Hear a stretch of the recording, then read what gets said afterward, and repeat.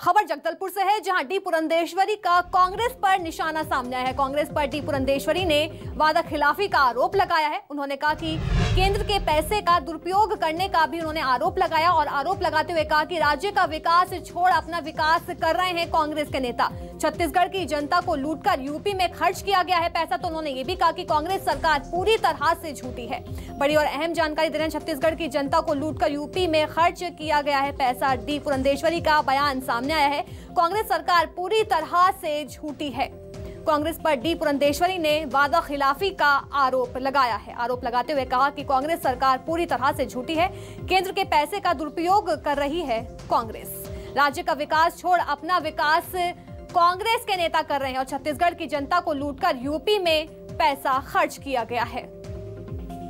कांग्रेस सरकार पर यूपी में पूरी तरह से पैसा खर्च किया गया है। बता दें, उन्होंने ये भी कहा कि सरकार पूरी तरह से झूठी है। राज्य का विकास छोड़ अपना विकास कर रहे हैं कांग्रेस के नेता, उनका लगातार आरोप भी सामने आया। छत्तीसगढ़ की जनता को लूटकर यूपी में पैसा खर्च किया है। उन्होंने ये भी कहा कि कांग्रेस सरकार पूरी तरह से झूठी है।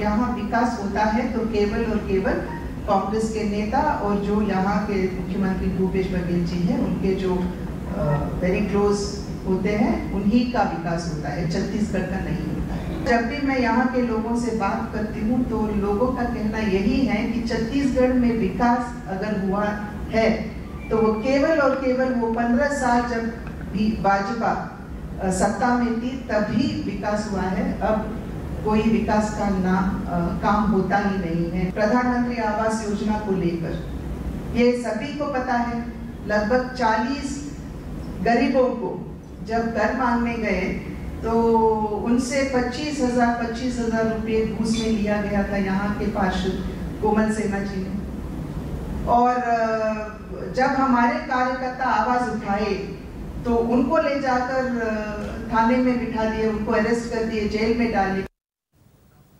मेरे सहयोगी आशुतोष तिवारी हमारे साथ जगदलपुर से लाइव जुड़ गए हैं। आशुतोष तिवारी, देखिए छत्तीसगढ़ में लगातार डी पुरंदेश्वरी दौरा कर रही हैं, 2023 के विधानसभा चुनाव को लेकर अपनी पार्टी को मजबूत करने में जुटी हुई हैं। तो लेकिन एक तरफ देखा जाए तो वो कांग्रेस पर भी लगातार हमलावर हैं।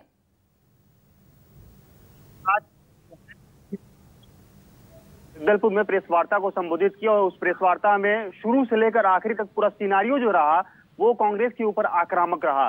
पुरंदेश्वरी लगातार कांग्रेस के ऊपर हावी होती नजर आई और जिस तरीके से कांग्रेस ने पिछले विधानसभा चुनाव में जो वादे किए थे और पूरे वादे 36 वादे जो किया गया था, उस पूरे वादे को लेकर आंदोलन का एक रूप बनाने का यहाँ पर रणनीति तैयार किया गया है। और बात की जाए अगर तो यहाँ पर यह भी कहा गया है कि केंद्र से जो पैसे आते हैं राज्य सरकार के विकास कामों को करने के लिए, लेकिन ये जो पैसा है वो राज्य सरकार भूपेश बघेल की जो सरकार है वो अपने विकास में लगा रही है, मंत्रिमंडल का विकास कर रही है, साथ ही उनके जो संबंधित हैं उनका विकास यहाँ पर किया जा रहा है। साफ तौर पर उनका जो पूरा सिनारियो रहा वो सरकार के ऊपर आक्रामक रहा है और इससे साफ ये जाहिर होता है कि आने वाला विधानसभा चुनाव से पहले ही कांग्रेस के खिलाफ बीजेपी है वो बड़ी आंदोलन का रूपरेखा तैयार कर रही है और पूरे कार्यकर्ताओं को साथ लेकर और जितने भी वादे पूरे नहीं हुए हैं इन वादों को लेकर पब्लिक के बीच में जाएंगे, किसानों के बीच में जाएंगे।